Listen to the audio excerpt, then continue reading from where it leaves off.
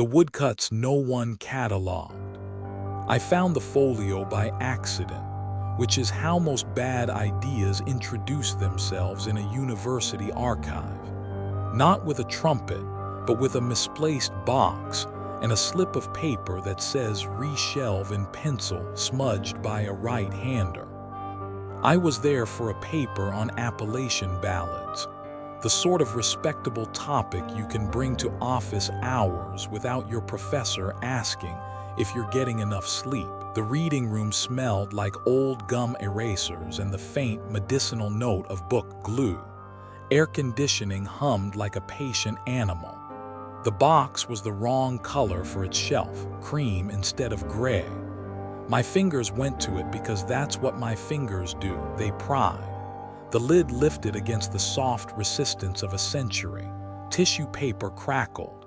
Beneath it lay a stack of woodcuts glued to backing sheets so brittle they rasped when I breathed. The first was the usual, a dark forest, over-inked trees that made the negative space of the sky look like river ice. A child ran, mouth open, hands like starfish. The second was stranger.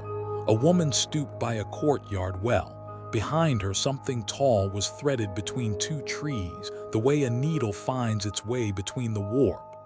At first, I thought it was an engraving error, a smear of the block, but it cast a shadow that fell in the right direction. The text below said in a black letter that punished the eyes, "Read vom Grossman im Schwarzwald." The scribe's hand had added a prayer in worse Latin than mine. Domine, ni inducas nas in tentationem. Lord, lead us not into temptation. On the third print, a shepherd raised a crook toward a copse. In the corner, someone had drawn a circle and crossed it with a single decisive X. Not printed, added later. The ink was paler. The mark looked like the sort of thing boys carve into desks, or gang kids chalk near a stoop, a sign that means everything to the ones who know it and nothing to the ones who should be afraid. I told myself to put the folio back. I told myself to follow the form, note the accession number, fill out the slip, beg a librarian for context. But there wasn't an accession number. There was a red rubber stamp you weren't supposed to see on patron-facing materials. Temp, return. And there was a sticky note on the back of the last backing sheet, the kind that leaves a yellow bruise when you peel it in a tight, unsure hand. Stop looking. If it was a prank, it worked. My breath shortened. The room got a little too bright. The hum of the air took on a tone as if a tuning fork had been struck somewhere just outside of what my ears were built to hear. I checked the reading room. The grad student in the vintage band tee photographing a ledger for her dissertation. The retired man who'd taken over table 3, always ordering the same Civil War letters until the staff knew his coffee order. The archivist herself, buns so tight they could fold paper. Everyone was intact, unremarkable, solid in that human way that calms you. No one moved in a way that felt like a warning. Still, the word on the note hung there like a hand on my collar. Stop looking. On the fourth woodcut, a boy pointed upward. I almost missed the tree above him because the blockmaker had carved its texture with such obsessive cross-hatching that the crown was more suggestion than graphic. Sycamores aren't German. My brain volunteered because that is the stupid, encyclopedic way I was trained to see. Facts like pushpins in map cork. American sycamore, Platanus occidentalis. Big city street tree peeling bark the color of old bone. The thing in the woodcut looked like one, but in the corner was a date that dared me to argue, 1568. I leaned closer. The boy's mouth was a dark hole, too black to be ink alone. The sky around him had been scraped in a way that suggested motion, or maybe just a carver with a nervous hand. The negative space between two of the branches formed a shape so human that I recoiled, telling myself it was pareidolia. Tell the lizard brain a Latin word for its fear and it will sit for a moment like a dog with a biscuit on its nose. Everything all right? The archivist asked, the kind and terrifying way librarians have of appearing without footsteps. Yes, I said, just beautiful. It came out thin, a lie that wanted to be true. She craned a little to see the print, then did what I was afraid she would. She didn't recognize it. Not this exact print, not the stamp. She put on white gloves like a surgeon and slid the stack out with the practiced care of someone who has watched a page crumble. "Where did you get this box?" she asked. "Over there." I gestured vaguely, the way your body does when it doesn't want to be responsible for its own hands. It was misshelved. I thought it might be part of the Schwarzwald folios. "We don't have Schwarzwald folios," she said, and smiled as if she were sorry to ruin my day. "We have a travel diary, 19th century, and a copy of Grimm with missing plates, but nothing like this." She tilted her head. "Who wrote that?" she asked, and my stomach dropped because I already knew which that she meant. She lifted the last sheet with the sticky note. The words were in my handwriting. Not the handwriting I use now, the adult version I've forced into legibility with years of forms, but the way I wrote in high school when I wanted to look serious. Smaller, the loops tight, the T's crossed like they were ashamed. I might have laughed. Instead, my throat closed the way a throat closes when winter walks into a room. "It's a joke," I said too fast. "I mean someone's joke. We date everything that passes our desk," she said softly, turning the note over. She tapped the skeleton of a rubber stamp impression no eye had any right to see. "Sep 15 2008. We didn't exist in 2008, she added. "Not in this building." Which was true. In 2008, I was a sophomore 2 states away, wearing a band hoodie through September and thinking the future was just whatever you wrote down on the first page of a planner. I did not know how many ways a date could be a weapon. I asked to scan the prints. She said no without saying no, the way archivists do. We should stabilize the backing first. She slid the stack into a flat, slammed the clasps in a way she would later apologize for, and wrote something on a pad that looked like a ward. Letters inside letters. "Leave me your email," she said. "I'll track provenance. It might be catalog drift." I gave her my email. I stood in the hallway and watched the rain begin outside as if it were a show. In my pocket, my phone buzzed with a text from a number I didn't have saved. No words. Just a photo of a woodcut, a child running, mouth like a hole, the same print I had just seen. The corner had the circle with the X. The date was the same. The image was brighter, as if whoever took the photo had a better scanner or better light or a better idea of what they were doing, or as if the thing itself had moved a quarter-inch toward the foreground. I pinched to zoom. The pixels broke around the black of the mouth. That was how I knew it wasn't a trick of shadow. Compression prefers gray, not absolute black. The black ate the grid. I typed "Who is this?" The bubble turned blue, delivered no reply. "Stop looking," the note had said, but the world is built by people who ignore that instruction. Bridge builders, doctors, archivists, teenagers, fools. I went home and made coffee that tasted like the inside of a burnt walnut shell. I opened my laptop and did the thing I do when the ground under me begins to tilt. I walled it with sources. The paper that wasn't a paper yet was called Notes Toward a Taxonomy of the Tall Man, because academia makes you brave by daring you to be ridiculous. I listed attestations. Schwarzwald woodcuts unverified. Hessian broadsides probable forgeries. A 1702 farmhouse journal, translation quality uncertain. I searched for the operator symbol and found it in the curse words of the internet. 1,000 fan edits, 3 serious essays, and 1 forum thread that had the smell of a real person's real fear. Phrases that are too clumsy to be fake, like a handshake offered at the wrong angle. He stands a certain way, the poster wrote. Like he's not in the picture you're seeing, but you are in the picture he's seeing. The grammar was bad and perfect. I copy-pasted the sentence into a doc so I wouldn't lose it. Later the link would rot and the Wayback would fail to find it, and I would pretend that meant something other than I was in the habit of keeping receipts of things I wanted to forget. I emailed a professor who owed me a favor.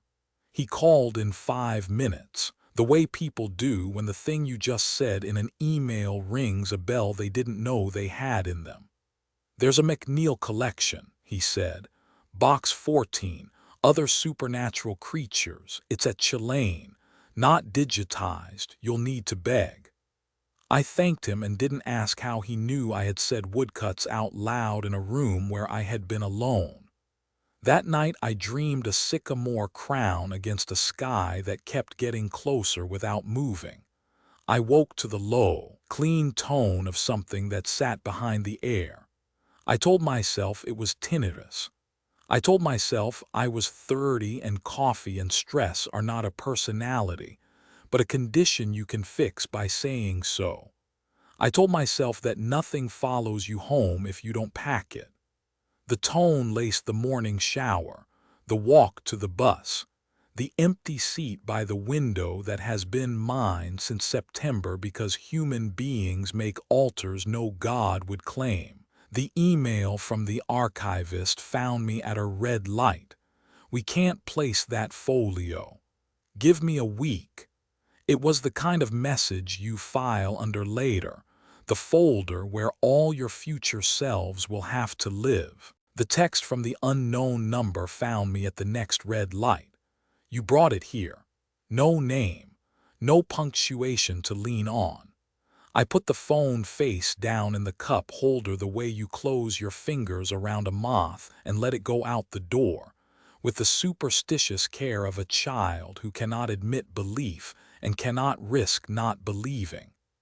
In the afternoon I went back because the day had left me no better thing to do. The reading room was closed for a class. The archivist waved from behind glass with that look of apology librarians, where even when it isn't their fault. I watched a row of undergrads learn how to cradle a book. I learned it again with them. The tone in the air was lighter there, like the room had its own pitch. In the lobby was a bulletin board with cork scars in the shape of semesters. Someone had pinned a flyer for a community theater production of our town. Next to it, at eye level for anybody leaving the stacks, a notice from campus police, a run of car break-ins, a reminder to keep valuables out of sight. At the bottom of the sheet, someone had drawn a circle and crossed it with an X so faintly that a person could walk by it 3 times and never see. I didn't walk by. I memorized the imperfections of the pencil line, the way the cross missed the dead center, the way a dart thrown by a careful drunk misses pride. I pulled out my phone and took a photo, and when I looked at it, the mark wasn't there. I didn't tell anyone this, not the archivist, not my friends who love horror as a sport, not the professor who had said Chilean like a password. I told the paper instead. I wrote about the way belief makes a thing, how a story told often enough becomes a place you can go and stand and get rain on your shoes because your shoes are in a place. I wrote about the grammar of witness, that particular American way of speaking where the word I comes late, after the landscape and before the apology. There was the streetlight and the Walgreens, and then I saw. I wrote that and then I deleted it because only people in trouble write sentences like that. On the 7th page, I stopped making sense. It happens when fatigue or fear steals the nouns out of your pockets and you're left with adjectives that try too hard. I backspaced until a clean paragraph remained. This is an inventory, not an essay. This is what I saw. Beneath it I put the woodcuts, the date, the sticky note. Stop looking. That was when the tone in the air sharpened. Not louder, not higher, just exact, like a tuning fork finally tapped. The wall clock secondhand stuttered, the way cheap wall clocks do when a battery is a winter old. A shadow passed my window. It could have been a student, a cloud, the branch of a maple. That is the thing about the tall parts of the world. They always have an excuse for being where your eye expects the sky. I went to the sink and ran tap water into a glass and watched the bubbles climb like small animals. I told myself the day had asked nothing of me but attention. I told myself that stop looking could be general advice for a life made out of rabbit holes. Then I did the American thing and ignored the advice like a dare. I opened the photo from the unknown number again. I pinched to zoom on the corner with the circle and the X. In the white around the mark I saw, faint as a fiber, a pencil stroke that wasn't part of the mark at all. It was an arrow. The kind kids draw when they want you to notice the important part of the drawing, not the symbol, what it points to. The arrow hiked toward the edge of the print, where the blockmaker had left a ragged notch. If you overlay the woodcuts in your mind, and I did, because I am the sort of person who builds stacks out of what should not fit, you can put that notch against the notch in the tree where a branch had been cut. And the arrow points through time to a crown that is not German at all but a Midwest sycamore like the ones that line Sycamore Street in my hometown, where the park is small, and the seesaw has one handle wrapped with duct tape to hide a burr. I closed the laptop to keep from seeing my own face in the black. In the blank of the screen, a taller blank layered behind it for a heartbeat like a cardboard cutout in a shop window after close. Just the right wrong. When I slept, I dreamed the archive with the lights off. The woodcuts lay on the table without backing sheets, and the grain of the blocks ran opposite their ink, against. In the dream I was small again, smaller than a chair, and voices said my name the way someone says a secret to see if it is the right one. From the door to the street, wind came in a rope that pulled only when I looked. I woke with that single, perfect tone riding the air like a skyline, and I sat in the dark until dawn made my cheap blinds into the first page of a book. And for the first time in many years, I missed my sister so fiercely that my hands shook. On the table, a sticky note lay beside my laptop. I keep a stack of them because a person like me keeps stacks of everything you can write on. The note's top edge had that torn honeycomb look of one peeled from a page and violated slightly to make a new straight. In my tight, ashamed teenage hand, 4 words: "Stop looking, Jackie." I have not been Jackie in a very long time. Not since the summer before 8th grade when I told everyone I was Jack because power lives in syllables that cannot be cute. Abby never called me Jack. She stretched my name a little when she wanted me to turn my head. Jack Haye. 2 notes. Now the air carried a single note and the note in my hand did the rest. It wasn't a prank. It was a retrieval. Of a pronoun, of a season, of a warning that had come from my own mouth in a voice that knew me before I knew what my voice could do. I turned the note over as if it might offer an escape.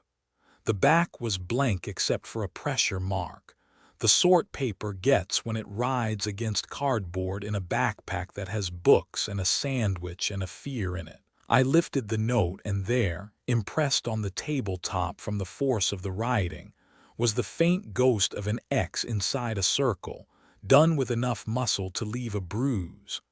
When the phone buzzed, I didn't look. I made coffee that was less walnut this time. I opened the laptop, and under this is what I saw. I wrote Sycamore Street, 2004, because a person cannot run forever from the shape a particular tree makes against a June sky. I wrote Abby's name. The note on the table looked back without eyes.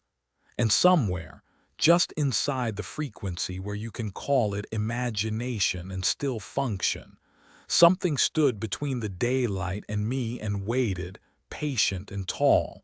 And I did not look, because the first rule of living at all is sometimes the same as the last rule of a certain kind of story. Do not look directly. But I wrote. And that is also a way of looking. The road to Aunt Corinne's place is a thread through soybeans and water and sky, the kind of Mississippi that photographs as flat but feels like a bowl when you're in it. Heat lay on the windshield like a wet towel. Kudzu swallowed the fence lines. Every mile or so a pine stand shouldered up out of the farmland, darker than the sky had any right to be, and you could feel how the air cooled 10 degrees if you pulled over and walked in 5 steps, the floor of needles keeping its own time. Corinne's porch was more than a porch. It was a room made of screens and the slow rotation of a ceiling fan that ticked once a cycle like a watch with a memory. The rails were painted the same blue she'd used on her kitchen chairs, and the porch ceiling, "Haint blue to keep spirits out," she said, even though she didn't say that like a joke. A radio on the windowsill murmured W.B. out of Batesville, so soft it sounded like a person thinking of a country song. Mason jars took in the light and fed it back greener. The swing kept its own counsel. "Look at you," she said when I pulled in, like it was a magic trick I hadn't warned her about. She hugged me hard enough to lift something that had been sitting on my ribs since the archive. You don't realize you can breathe again until somebody gives you permission. "I brought lemon bars," I lied, holding up the aluminum pan on the passenger seat. Corinne tapped the lid, skeptical. "From that place near the library," I conceded. "You get your sweet from somewhere," she said, like that was an apology for sugar having won so many fights in our family. She peered into the car as if Abby might be small enough to hide in the glove compartment, and when she saw the seat was empty, something in her face did a private rattling. It was gone as quick as it came. "Come on," she said, "you'll melt." Inside smelled like clean sheets and fried okra memories. The AC rattled but worked. We sat at her table with a vinyl tablecloth slick under our forearms, and she poured sweet tea the color of stained glass, 2 lemon wedges, 3 ice cubes on each clink like ritual. "I was thinking," she said, "when you called, haven't thought in years far as deep down. Your mama told me only what she could. You know she never wanted to curse the air by saying it. She said Abby was gone," I managed. "Not where, not how, just gone." Corinne studied me the way a person studies a scratch on a good table. Is it superficial, or is the wood marked for life?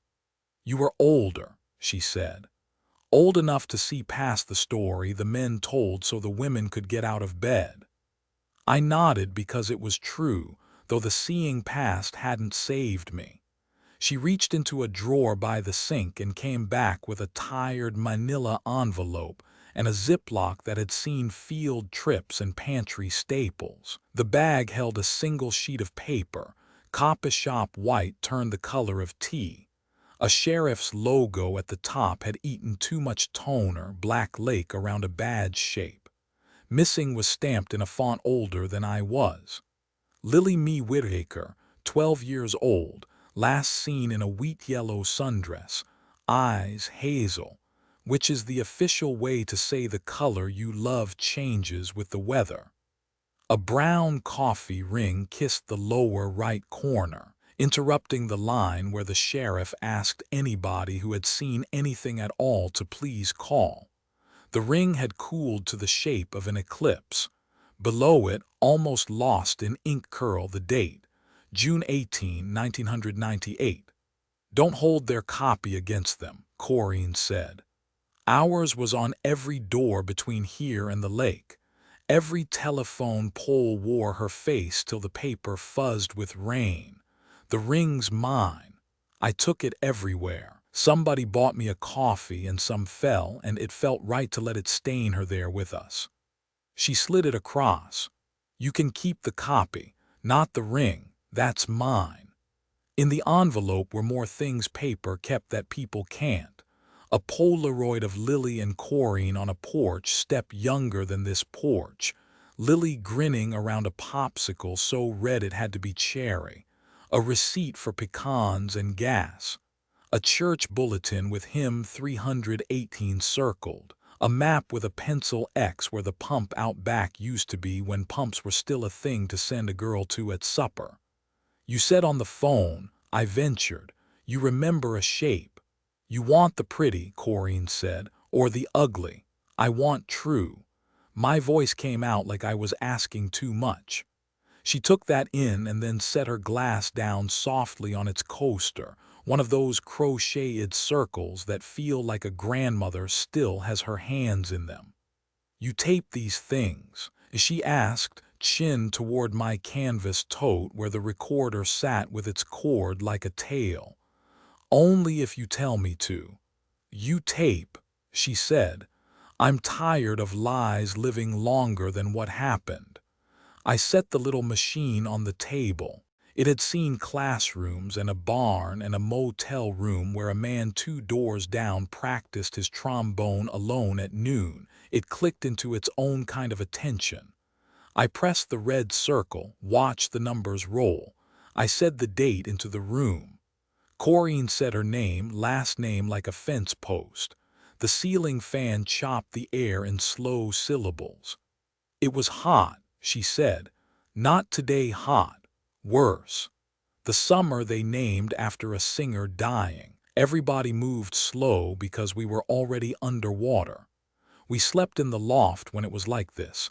Big open window up top because it was cooler and because Daddy said wind kept the bad from coming in. I don't know about that second part. Bad can fit through a needle's eye if it wants you."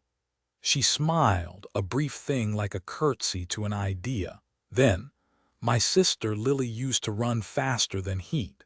She'd run dusk to dusk, skimming, didn't make tracks even when she should. She had this way of pointing with her whole body. If she loved you, you knew because she'd lean like a sunflower. If she didn't, you knew because you weren't there to see it. She had already leaned away." Corrine lifted the flyer and looked at the ring she'd made on it as if it could speak to her about consequence.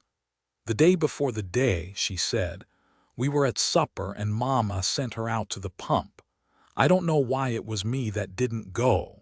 I always went with Lily. Maybe I was mad she had the chicken skin I wanted. Maybe Daddy said stay. It doesn't matter. What matters is you get to live 1,000 choices again in your head, and none of them change the fact there's a universe where Lily comes right back with water and that universe is not this one." She took a breath. It felt like the room did too. Outside, the cicadas kept the kind of chorus that fills in where memory runs out. "I didn't hear a scream," she said. "Everybody says scream. I heard a change. Birds quit. Bugs quit. The pump handle squeaked and then it didn't." Her eyes went to the blue porch sailing like the color could pull words out. "What I told the sheriff is what I'll tell you. Something moved that shouldn't have moved, and what should have moved stayed still. Pines stand back of our field. Wind was blowing left to right. I saw the tops go, and there." She lifted her hand, 2 fingers together like she was about to pluck hair from a jacket. was a shape among the trunks, and it moved against the wind, like it was thinking of moving and changed its mind and did the other thing. And I know that sounds like nonsense, but that's how I knew it wasn't a man or a deer or a branch. Men go with. They don't go against unless they mean to be seen. What did you do? I asked. I heard my own voice on the tape, university and city sanded into it. It sounded like a stranger who had borrowed my questions. Daddy ran, she said. He don't run, or didn't. He ran with that rifle, and all I could think was how it looked too small, like he had picked up the wrong tool for the job, like when you grab a butter knife for a screw and you know before you start it won't catch. He shouted, and Mama shouted, and I didn't. I looked to where Lily should have been. Her hand went to the map and rested over the X. There's where, bucket on its side. Ground wet, like she had done her job, like she had done everything right, and still somehow it didn't save her. She laughed once without joy. Isn't that just life? We didn't say anything for a while. The fan knocked on its one bad blade. I found the sound of the tape moving steady, proof there was still a world shaped like a line where cause and effect took turns. You want the ugly, she said at last, because the pretty is she got lost and we looked and didn't find. The pretty is coyotes or a man in a truck, and none of that is pretty.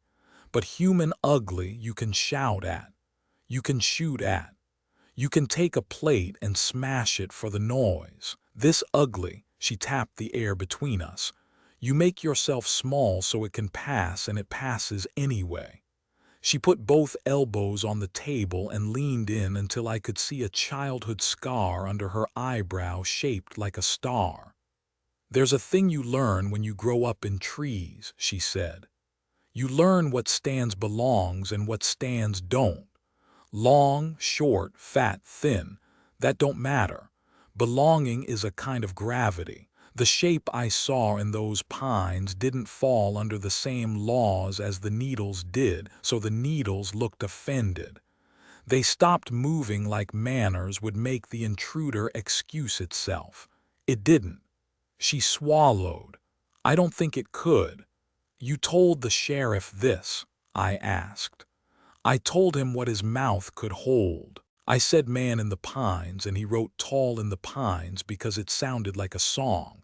And you could see him relax because songs belong and tall pines belong, and he could live with the kind of world where a girl gets taken by a man you can make a song about. He asked what he always asks: footprints, tire tracks, fingerprints, and we led him around like we were looking in the same book and he was on another page. He was kind, mind you. They all were. Kind don't mean right. She slid the Ziploc to me, and I read Lily's name again. There is a thing that happens when you look at a name long enough. It empties out and then fills up with the one person it means and nobody else. She liked cherries, Corrine said, looking down at the Polaroid like it was a window she could open with 2 fingers and a wish. She'd take the red popsicle and make her teeth pink and grin like somebody had given her a crown. I kept waiting for the sheriff to find the stick somewhere and write it down like a clue, but all we ever got was a flyer and kind men and the sun going down, which is not kind at all. A fly worried the screen. On the recording, I could hear it ping between frames like a small clock that didn't know where to be useful.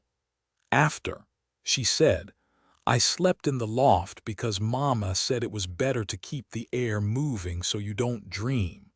That first night, I woke to a sound like someone was walking on the roof, and I told myself it was a raccoon because girls who want to make it to morning tell themselves names of animals, and that's a prayer that works more often than not. Then the sound stopped. Then the wind stopped. And I smelled the thing you smell when someone you love is standing outside your door. You know that smell? I nodded. It's metal and soap and the word home said under somebody's breath. I smelled that, she said, And I wanted to open the window so bad I shook with it like I was thirsty and there was a glass. But wanting is how they get you in the stories, and I was raised on stories. So I whispered, "Baby, if that's you, you knock. If it's not you, you go." I don't know if I believed in listening or I was just making a shape with my mouth in case shapes could help. I lay there and my skin heard something we don't have words for. It didn't knock. It didn't go. It waited. Then I heard the radio from the kitchen, that little red one on the sill, turn itself on soft as a breath.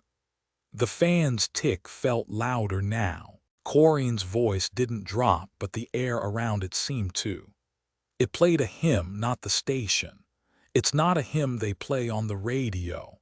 It was one Mama sang when she was too tired to make us be quiet, "Nearer, my God, to thee." And I thought maybe radio, maybe static, maybe some Sunday world bleeding through.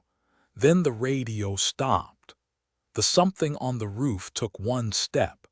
I could hear the board say so, not loud, just the way wood tells you what is sitting on it. And then I heard what I still hear sometimes when the wind is so hot it gives up. She paused. In the pause, the cicadas outside swelled, then fell like a breath. I felt it before the tape bears it out. A shift from a world with a background to a world with an edge. The backyard chorus thinned almost politely, like one section of an orchestra quieting so a soloist can start.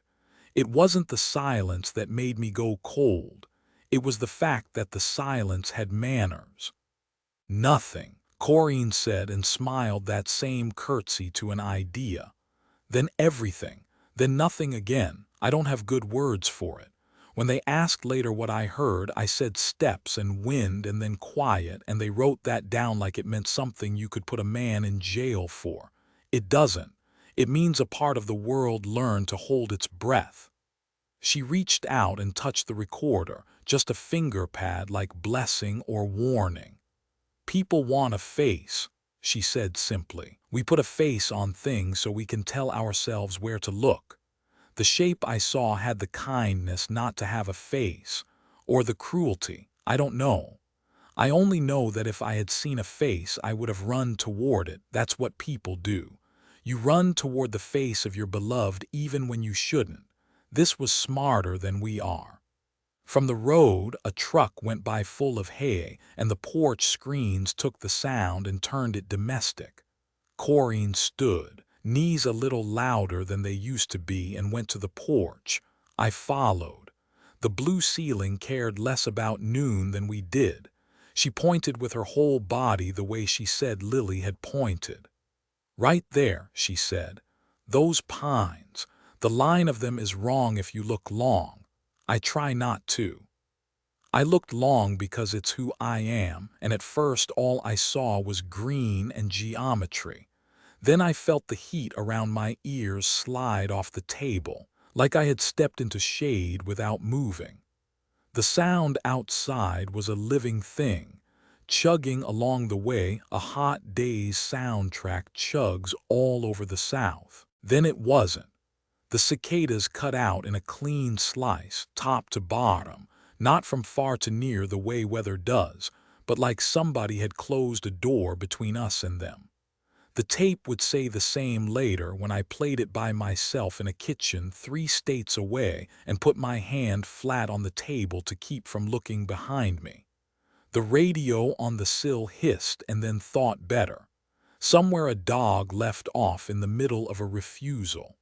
My mouth went dry. Corinne saw it happen and put her hand around my wrist the way my mother used to when a streetlight buzzed wrong. "Easy," she said. "Don't give it what it came for." I was about to ask what that was when the air pulled to a point and made a sound I had heard in a lot of places for a lot of reasons. A single, high whistle, like somebody 2 yards away had put 2 fingers to their mouth to call a child in from the yard at dusk. It wasn't loud. It wasn't a scream. It was precisely enough to carry from wherever the pines started being themselves to where we stood on the porch trying to be. On the recording, You can hear the instant the cicadas stop. You can hear Corrine say, "Easy." You can hear the ceiling fan tick once like a metronome that forgot what song it belonged to. Then there is that one clean whistle that holds just long enough for the skin on your arms to come up. And somebody, you can't tell if it's me or Corrine, takes a breath sharp as a comma, and the track ends in a soft click because I slapped the recorder off with my whole palm like it was something that could spill. Sycamore Street wasn't much of a street. It was 3 blocks of cracked pavement and clapboard houses, with a corner store that sold penny candy for a dime and called it a bargain. The park sat at the very end where the pavement surrendered to gravel, no bigger than 2 basketball courts laid side by side. Rust showed on the swing set where the paint had peeled back. The seesaw's handle was wrapped in duct tape where the metal had split, and the slide burned the back of your legs in July.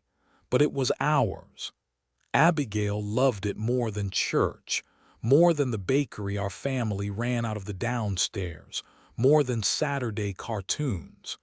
She was 8 that summer, hair always coming loose from the barrette, eyes too big for her face in a way that made adults stop and smile like she was a secret they wanted to be in on.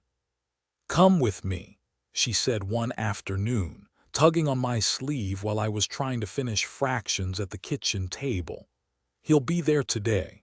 "Who?" I asked, pencil between my teeth. "My new friend," she said, like that explained anything. I didn't go that day or the next, but on Saturday, when the air smelled of cut grass and the bell from St. Mary's rang across town, I gave in.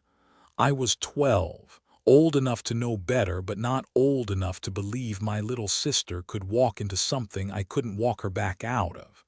We cut across backyards to the park, sneakers scuffing up chalk drawings on the sidewalk. Kids were already there, half a dozen from the neighborhood.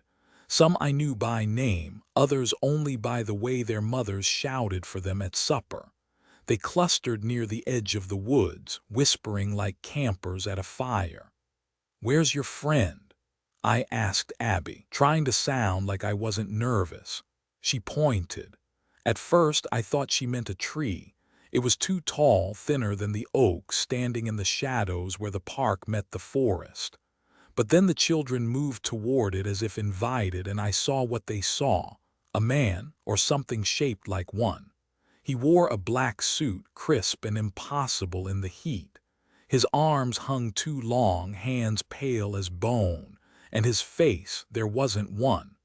My eyes tried to fill in the blanks, but the harder I looked, the more it blurred like a smudge on glass you can't wipe clean. "He's the tall stranger," one of the kids whispered, awe in his voice. The children stepped closer as if gravity bent toward him. They reached up, hands open like he was Santa Claus or a saint. Abby squeezed between them, eager, her little hands straining to touch his. I should have shouted. I should have grabbed her, but I was rooted. Half of me was drawn forward, pulled by the quiet majesty of the figure. The other half screamed to run, to tear Abby away. Then it came. A faint ringing, high and sharp, threading through the air like the sound of a television left on in another room. It pressed against my eardrums, subtle at first, then swelling until my teeth ached. I clapped my hands over my ears. Abby didn't flinch. None of the children did. They only gazed up at him with glassy eyes, as if the sound belonged to them and I was the only intruder who could hear it. I stumbled back, the grass tilting under my shoes, the sun too bright overhead. The tall stranger did not move.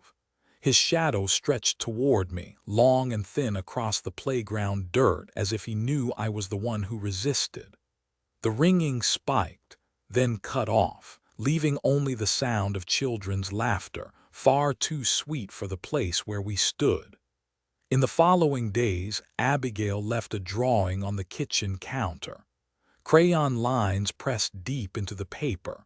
A sun scribbled yellow in the corner, stick figure children in a ring, and in the middle a black rectangle of suit with lines for arms too long to be arms. No face, just a blank oval. Beneath it, in her crooked letters, my new friend.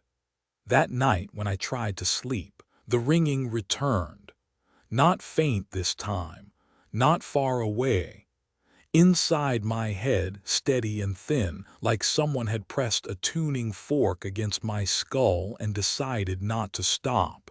It started the way bad things usually do in small towns, with the news anchor trying not to look scared.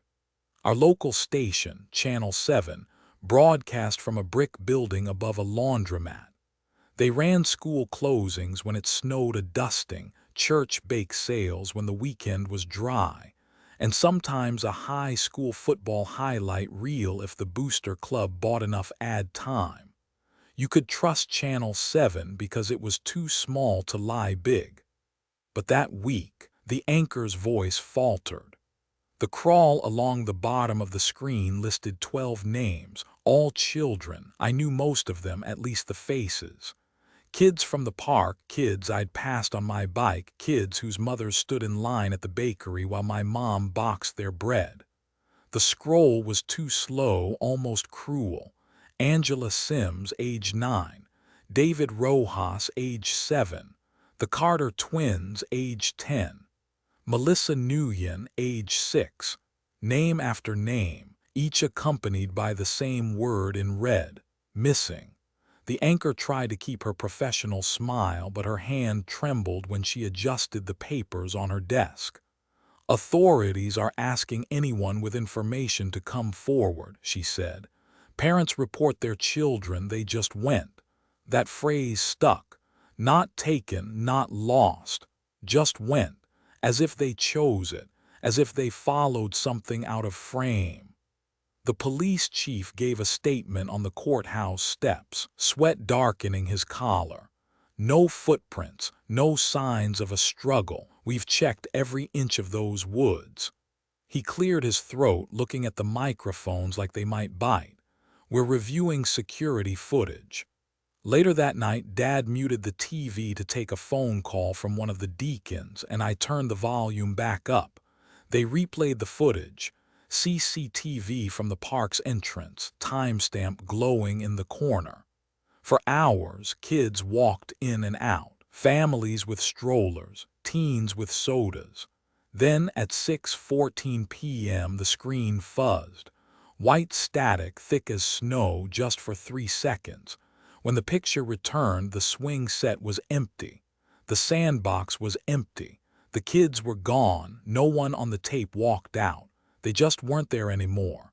I found the transcript later online, half complete, like someone typed it up in a hurry.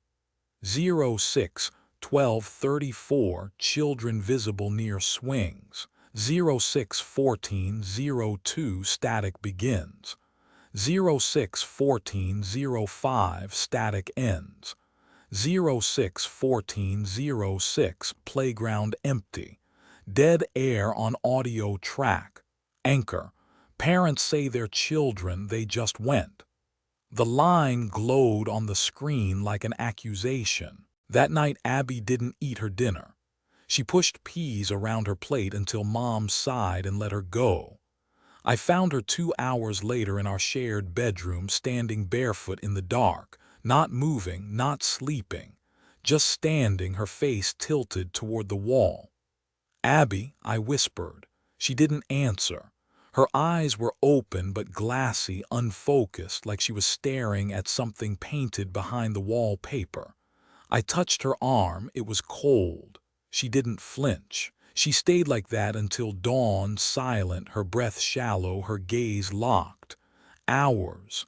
When the first sunlight hit the blinds, she blinked once, turned, and crawled back into bed without a word. By breakfast she acted like nothing happened. But I knew. She was going. Just like the others. It began with the notebooks.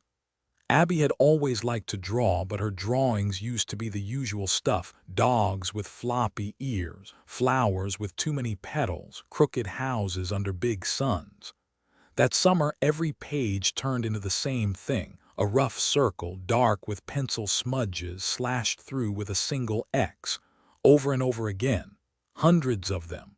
Mom thought it was just a phase, like when Abby filled a whole sketchpad with princesses. She laughed and said, "She'll be an artist." But I knew better. These weren't doodles. They were marks. They were the mark. I had seen it before, on the German woodcuts I found in the archives, scrawled in margins like a warning, and then again on a sheriff's flyer from Corrine's box, faint and almost hidden. Now Abby was producing them by the dozen.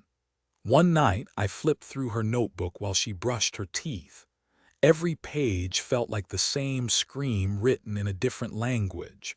Some circles were uneven, rushed, almost frantic. Others were careful, precise, like she had measured the space with her eyes. On the inside covers she'd pressed so hard the graphite cut into the cardboard. When she came back, I shut the notebook too quickly. She noticed. "Don't," she said flatly, as if she were talking to someone else in the room. Her eyes flicked past me to the corner. The next day at church, I sat through the service restless, scanning every surface. The hymnals were old, spines cracked and smelling of mildew. As I turned to hymn 318, my stomach dropped.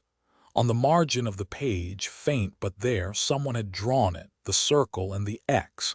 Not Abby's hand. This mark had age to it. The pencil was faded, the paper yellowed around it. The hymnal had a date printed on the inside cover, 1978. That meant the symbol had been there for decades, waiting in a pew where dozens of families had sat, singing "Nearer, My God, to Thee." The same hymn Corrine swore she heard on her radio the night Lily disappeared.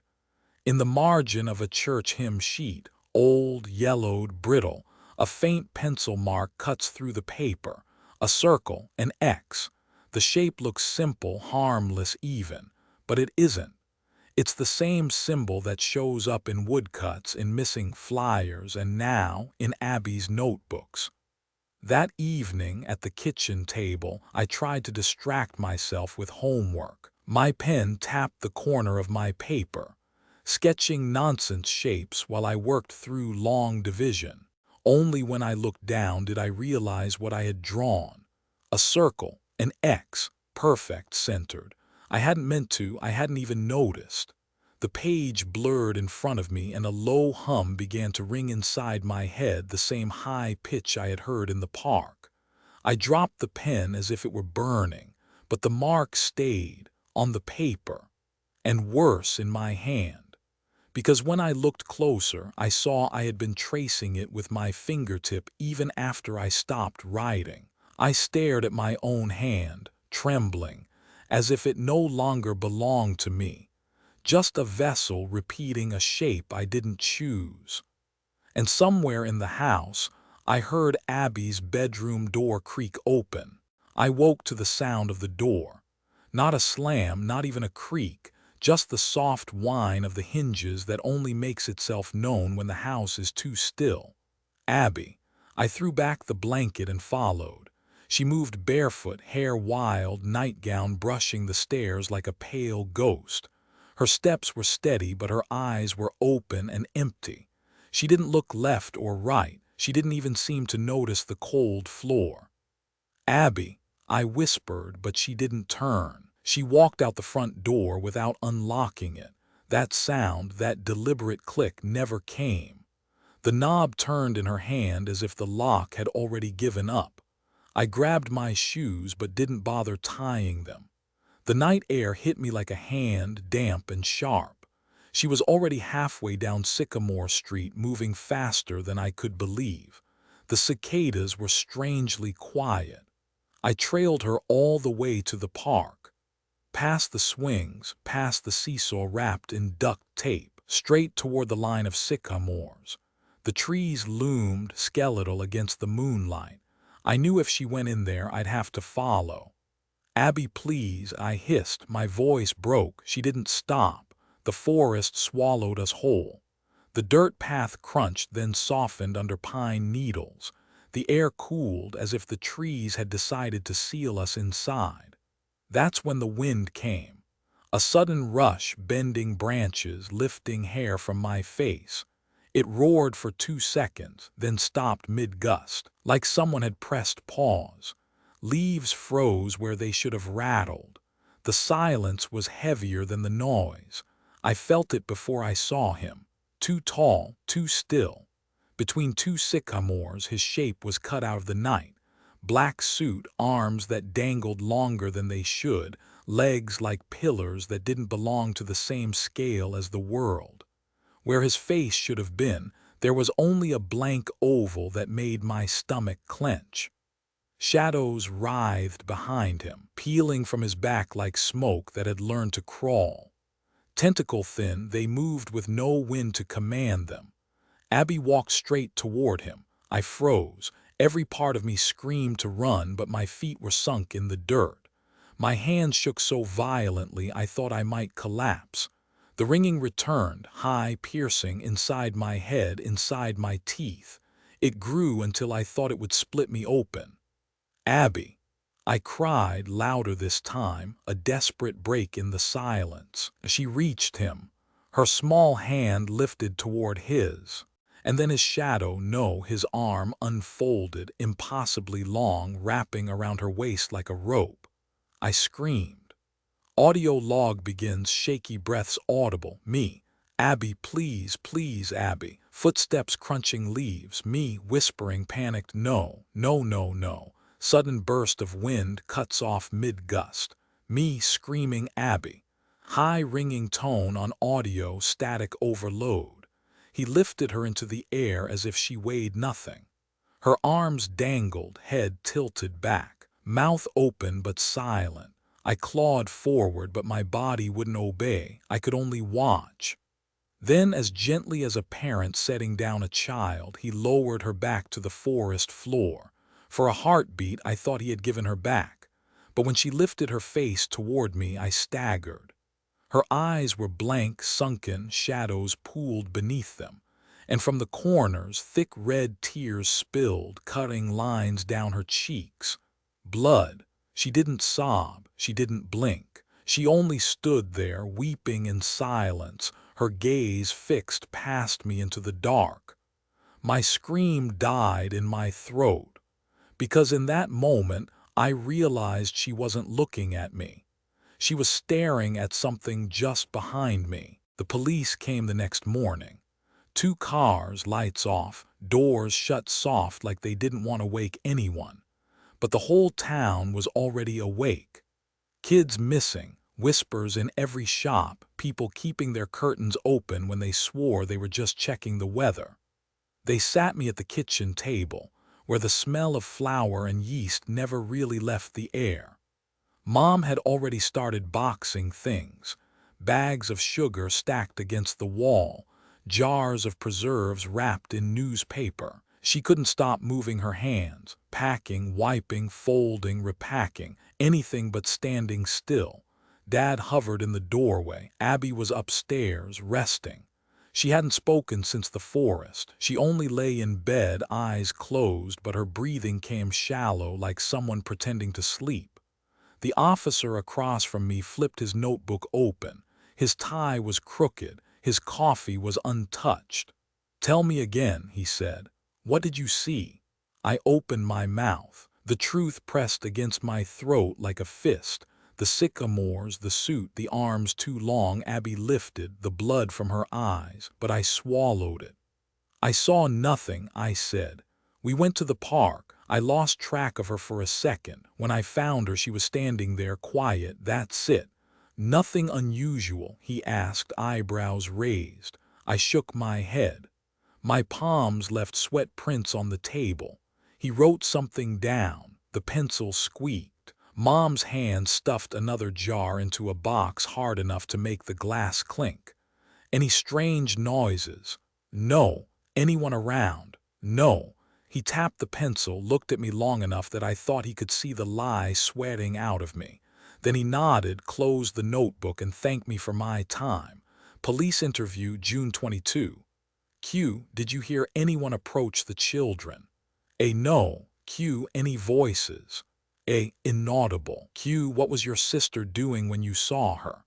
A. She was standing, that's all. Q. Did you notice anything unusual about her condition? A. No. Q. Nothing at all. A long pause. No. The word no looked flat on the page, but I could still feel the way my tongue stuck to the roof of my mouth when I said it. We packed for days. Mom filled boxes until the bakery looked like a storage room, the smell of bread fading under cardboard and tape. Dad loaded the truck in silence. Abby wandered between rooms, leaving fingerprints in flour dust. At night, I lay awake. Every time I closed my eyes, I saw the forest again, the arms wrapping around her, the blood, the ringing.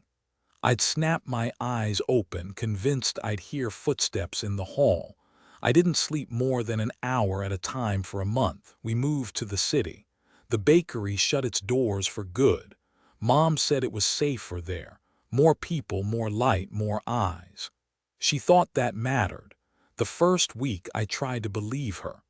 The streets buzzed with traffic, the air smelled of gasoline instead of trees, and the nights glowed with neon. I told myself that whatever lived in the Sycamores couldn't follow pavement. But one evening, waiting for the bus, I looked across the street. Behind the glass of the shelter, a figure stood.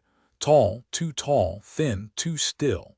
The reflections of headlights slid across the glass, but his shape didn't waver. His blank face turned, or maybe didn't. I couldn't tell. My stomach dropped. My legs locked. The bus arrived, brakes squealing, doors opening. Passengers shuffled off. When I looked back at the shelter, he was gone. I stepped onto the bus, heart hammering, and told myself I was safe.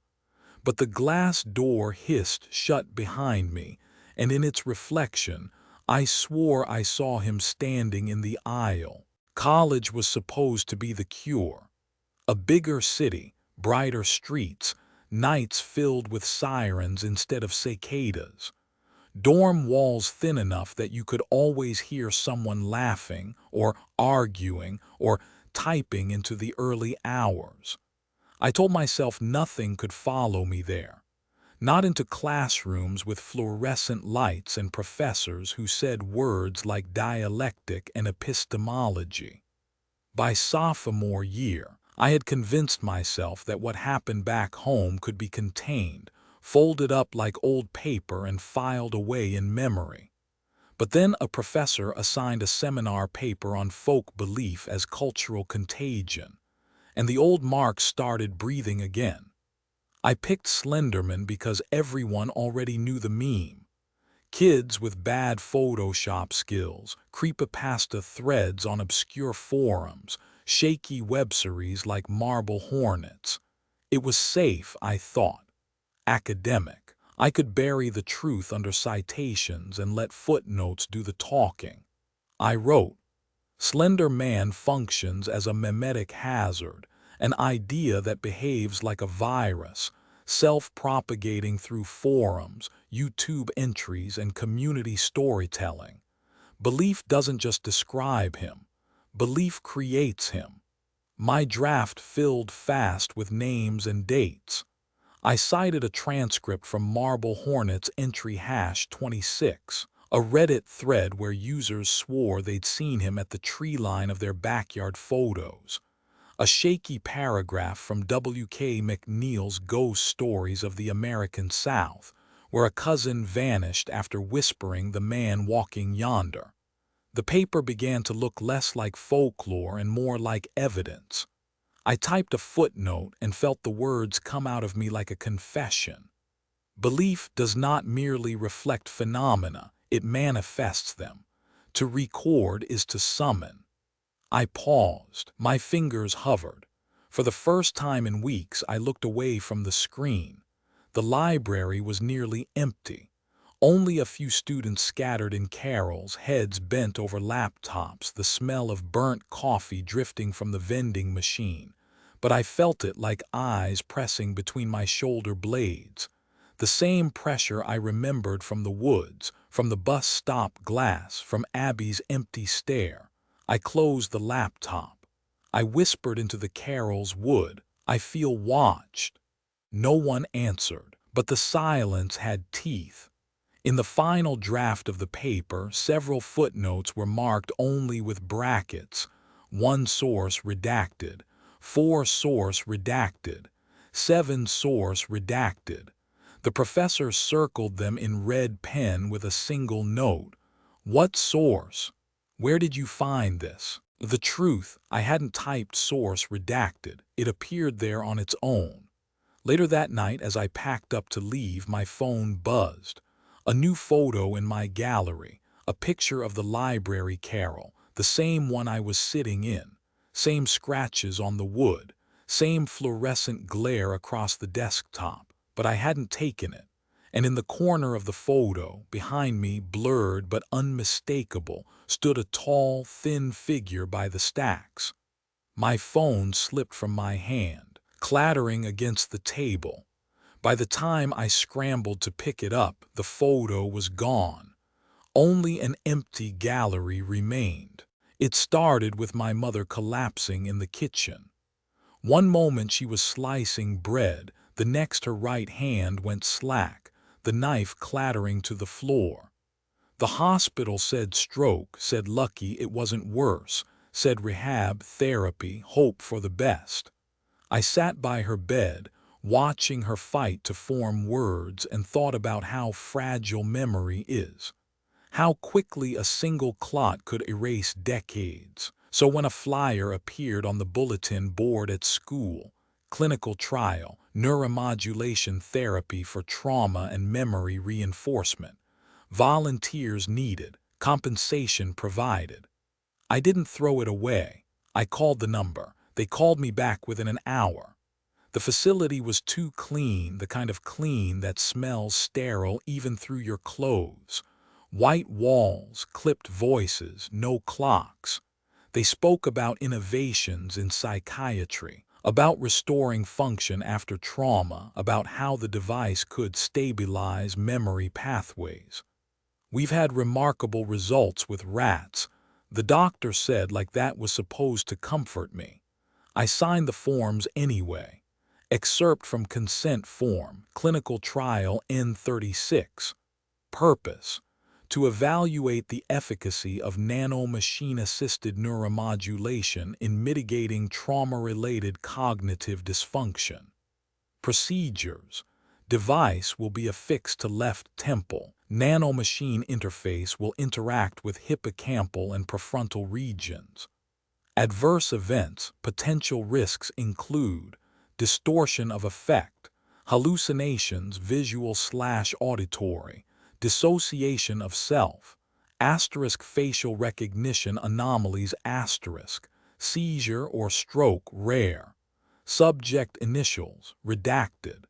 The section about facial recognition anomalies had been highlighted in yellow, though I didn't remember highlighting it myself. They put me under. I remember the chill of the surgical chair, the hiss of gas, the cold bite of metal at my temple. Then nothing. Until something. Not a voice exactly, but a presence inside the black. It spoke without words, a vibration threading through my nerves. Hello. My body twitched against straps I didn't remember agreeing to. "We will help you forget," it said. Or maybe I said it, my own mind echoing back at me in a tone I couldn't claim. Then silence again, and the plunge back into dark. When I woke, the room was blurry, lights too bright. A nurse leaned over me, her badge swinging, her face inches from mine. Only her face was wrong. Not scarred, not masked. Just missing, like my brain had failed to draw it in. 2 eyes, a nose, a mouth. I knew they were there, but when I tried to focus, it was like staring at static. "Everything went fine," she said. Her voice was kind, steady, but I couldn't see her face. And somewhere in the fog of anesthesia, a thought cut through, sharp and certain. This isn't an adverse event. This is him. My pulse monitor spiked, alarms chirping. The nurse reached for me, faceless, and in that blank oval I saw the forest again. The sycamores. The arms too long. The blood. I tried to scream, but the device at my temple buzzed once, and the sound died in my throat. Visiting hours were supposed to anchor me. The doctors said familiar faces helped the brain reorient. My sister brought her daughter, my niece, Anna. 4 years old, hair tangled into pigtails, paper crown folded from yellow construction paper.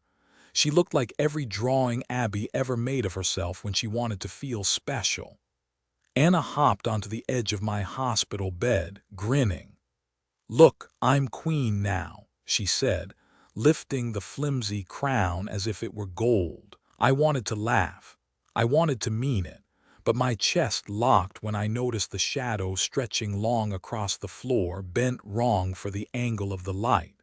He was standing behind her, too tall, too thin, the same blur of a suit, the same blank face that wasn't absent so much as refusal. He didn't move, he never needed to.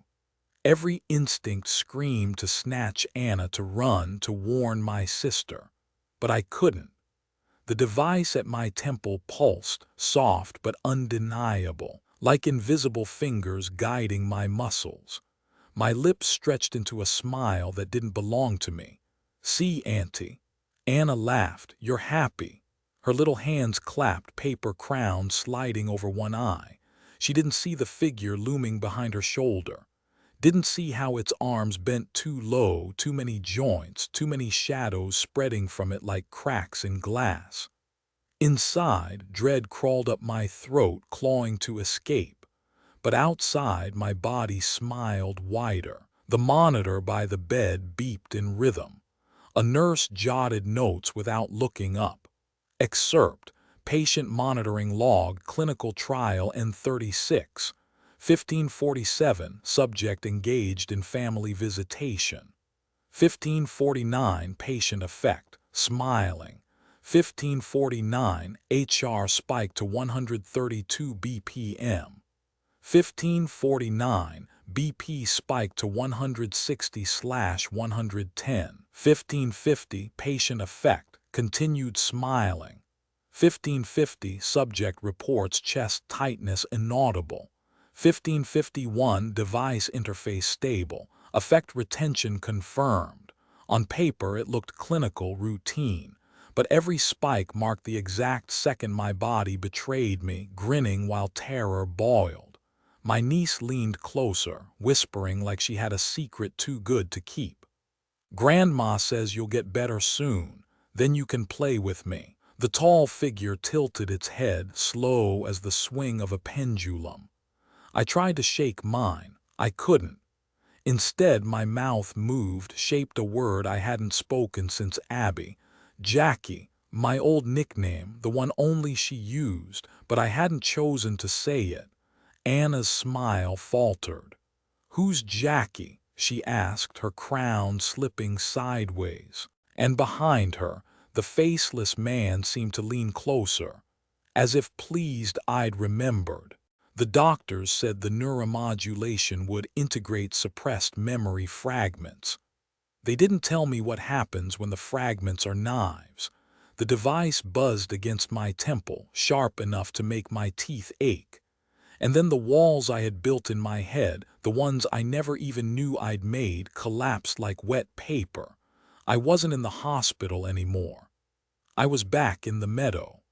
I smelled gasoline first, sharp in the grass, mixed with damp earth and wood smoke. The night air trembled with crickets, but underneath was something heavier, voices, men in work boots. They stood in a loose circle, shoulders squared, some still wearing their Sunday shirts. Their hands were rough, their mouths shaped around hymns, not church hymns, not really. They bent the words until the notes sounded like orders. White King, they called him. The name rolled out of their throats like prayer. White king, a chant steady as the pulse in my ears. And at the center of them, taller than the rest, impossible not to see even when you tried, he stood. The same faceless figure, the one who had stalked my childhood. Only now I understood. He wasn't a secret, he wasn't just mine. They worshipped him. Children stood with the men, some restless, some dazed. One boy lit sparklers, the glow painting the trees. Another held a hymnal open to the wrong page. The firelight caught his eyes and made them look empty. I wanted to scream, to tell them to run. But I was only memory now, trapped in the replay, found in the archive of my memory. An index card, edges singed, hymn numbers scrawled in pencil.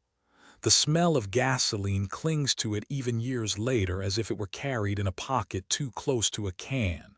Hymns: 112, 145, 318. Chorus: White King, reign over us. Note: bring child. I don't know if the card was real, or if my mind made it to explain the memory, but I could feel its texture, rough from sweat. One man stepped forward. He had the easy gait of someone who knew the land, who could swing an axe or fix a tractor without thinking. He held the hand of a boy, not Abby, someone else. The boy looked at me, or through me, with eyes that didn't understand fear. The man's voice was steady, warm, the way fathers sound when they're tucking kids into bed. "It'll all be right, Jackie boy," he said, and the words hit me like a hammer because I knew that voice. It was my father's. The chant grew louder: White King, White King. My father's hand tightened on the boy's shoulder. And for the first time I realized the meadow wasn't just a memory. It was waiting. The memory of the meadow clung to me like smoke. I could still hear my father's voice, still see the gasoline firelight flicker against faces that were both familiar and faceless.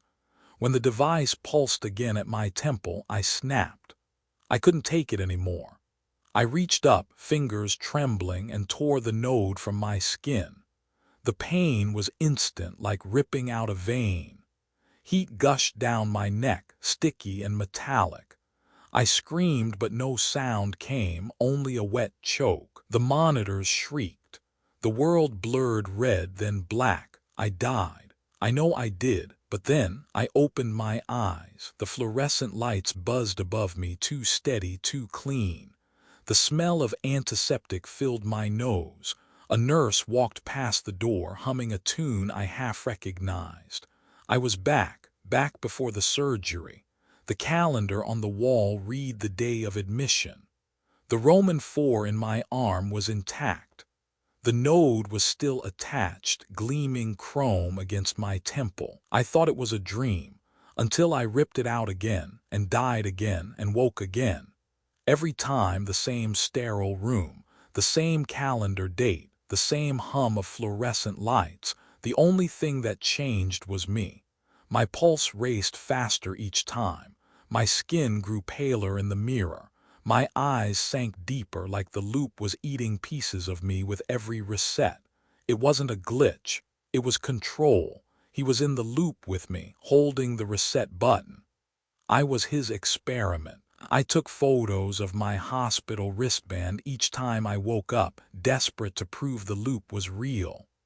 Photo 1, admission date 06/21.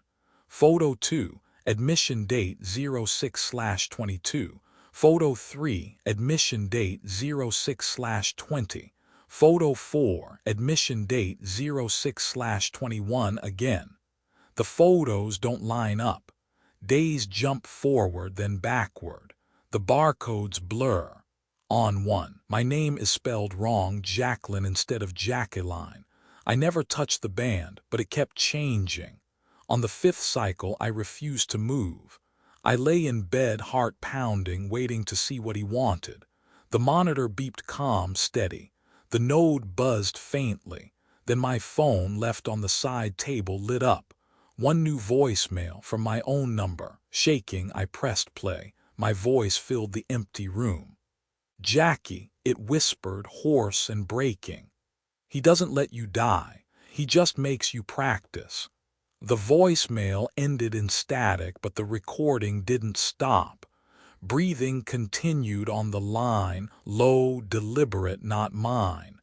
And then a second voice, faint but smiling. "See you soon." I thought I'd burned it.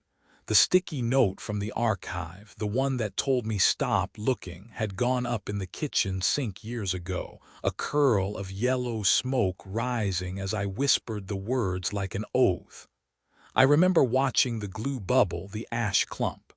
I remember rinsing it down the drain until nothing remained but the faint smell of paper. So why was it here again? Not one copy. 3. The first showed up in my dorm, tucked between two library books I hadn't opened since finals. The handwriting was mine, the cramped teenage scrawl, sharp loops and nervous lines, but I hadn't written it. Not now, not then, not ever. The second appeared at my mother's house in the drawer where she kept birthday candles. Same yellow square, same word, same hand. The third was the worst. It was waiting in a file folder in the university archive, a folder I hadn't touched in years. Inside, the scan of the original folio, the woodcuts, the Black Forest prints, and at the bottom of the digital PDF stamped in faded red ink, Archival Return Sep 15 2008. But the archive hadn't even opened in 2008. And there, embedded in the scan itself, was the sticky note, "Stop looking." A square of yellow paper, faint crease down the middle, edges smudged. 4 words written in graphite, lines pressed so hard the paper fibers are bruised. "Stop looking." Across the bottom corner, an official stamp bleeds red. "Archival Return Sep 15 2008. The problem, that stamp never existed. Not in 2008, not in any year. I carried all 3 notes with me, folded flat in my pocket. Their presence felt heavier than paper, like carrying 3 loaded shells without a gun to put them in.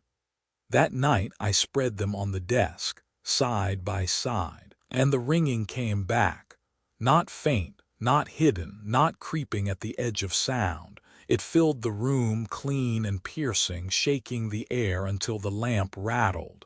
Then it steadied, resolved into a single, perfect tone, like a tuning fork, like the beginning of a song I didn't want to hear. The notes trembled on the desk, edges lifting as if from static. And beneath the tone, I swore I heard another sound. The scrape of something tall unfolding its limbs just outside my window. The town had changed, but the trees hadn't. I drove down Sycamore Street in January, the kind of brittle cold that makes breath look like smoke. The park was almost unrecognizable. No swings, no slide, no duct-taped seesaw. The lot where the corner store once stood was just a patch of gravel and weeds. But the sycamores still lined the edge, pale trunks rising out of frozen ground. They had outlived everything else. I stepped into the grove, boots crunching ice. The air was dead still, heavy, like the trees were holding it in their bark. That's when I saw the carvings. Near the third trunk in, 2 sets of initials. My own, clumsy and shallow. Beside them, Abby's, neater, the letters looped. I remembered pressing the pocket knife into the bark together one summer, daring ourselves to leave a mark forever. But next to ours was another set, fresh. I didn't recognize the initials. They curved wrong, slashed deep, as if whoever carved them didn't care about splintering the wood. And beneath all 3, faint but undeniable, a circle with an X through it. I reached for my notebook, tore a page free, pressed it against the bark, and rubbed with the side of my pencil. Graphite darkened, revealing what the eye could barely see, a perfect circle, a single X. It had been waiting there under the skin of the tree, a rubbing taken from sycamore bark. Grain lines cut diagonal across the page, jagged where the bark broke. Two sets of initials, J plus a childlike shallow AW, looped certain. Beneath them, a third set, sharp gouges unfamiliar. When graphite dust spread across the paper, a hidden mark emerged beneath all three. The circle, the X. The pencil line quivered as if the mark resisted being copied. I backed away, clutching the paper, and only then noticed the silence. No dogs barking in the neighborhood, no wind against the empty swings. Just cold. Then movement. Between the trunks, shadows lengthened.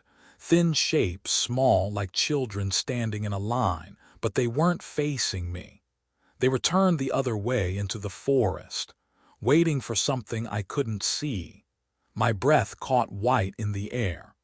One of the shadows lifted its hand, not toward me, but toward whatever stood deeper among the trees. The researcher in me wanted a test.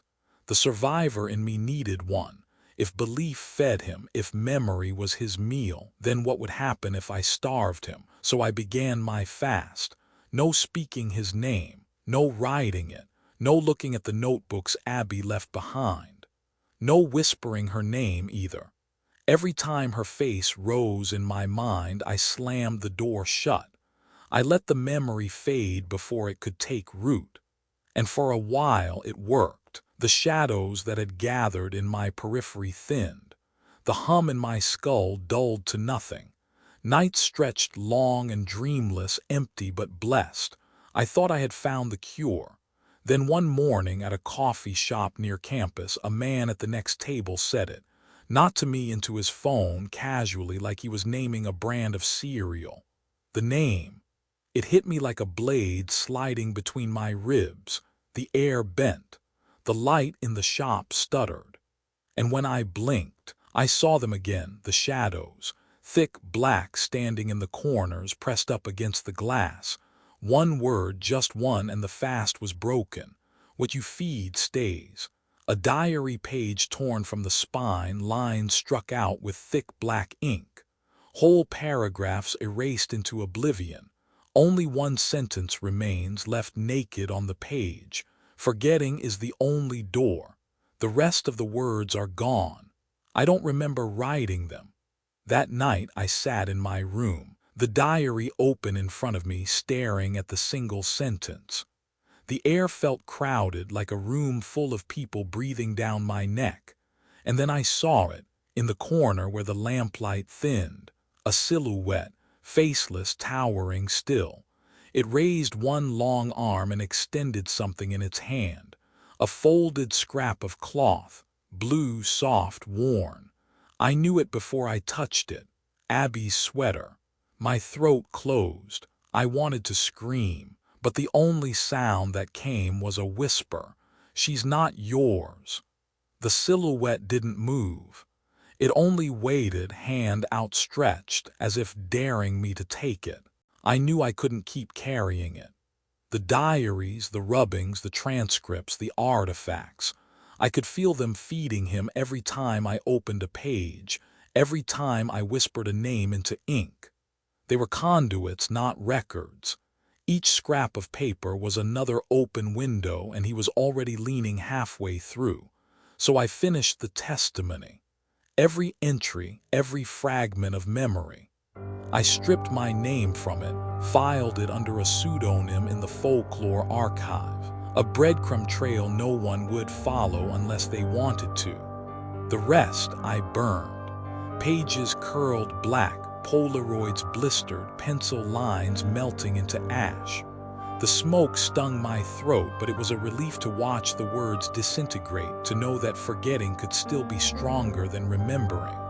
And when the fire was out, all I kept was a single envelope. A standard white envelope, edges yellowed. The flap sealed with wax, unbroken.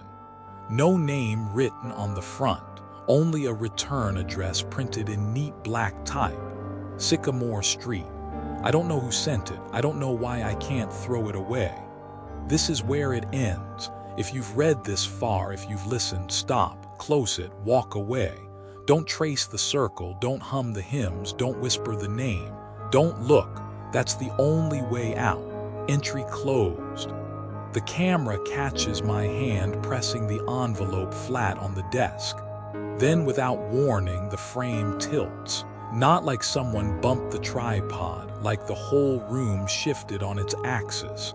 Behind me, bark gleams pale in the lamplight. A sycamore trunk rising straight through the floorboards. The tree is inside the room, and something tall is standing in its shadow.